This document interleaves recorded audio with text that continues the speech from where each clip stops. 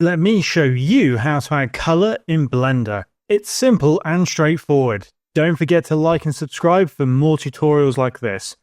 First, let's open Blender and make sure you're in object mode. You can check this in the top left corner of the screen where it should say Object Mode. If it's not selected, click the drop down and choose Object Mode.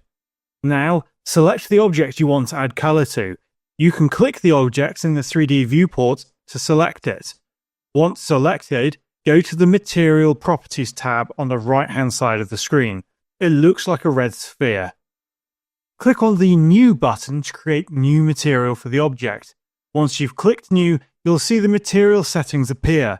The first option is the base color, which determines the color of the object. To change the color, click on the color bar next to base color. A color picker will pop up, allowing you to choose the color you want. You can either use the RGB sliders, pick a color from the wheel, or input specific color values.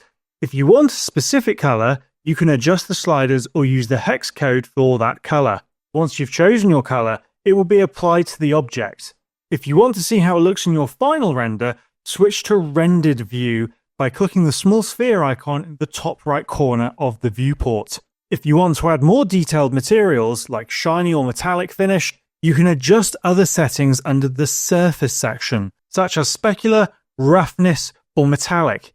These settings will affect how the material interacts with light, making it look glossy, matte, or metallic. For more advanced color control, you can also use the Shader Editor to create complex materials.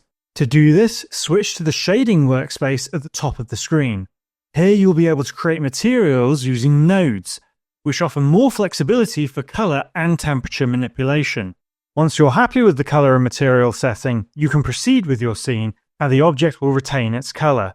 That's it. Now you know how to add color to objects in Blender. I hope this tutorial helped.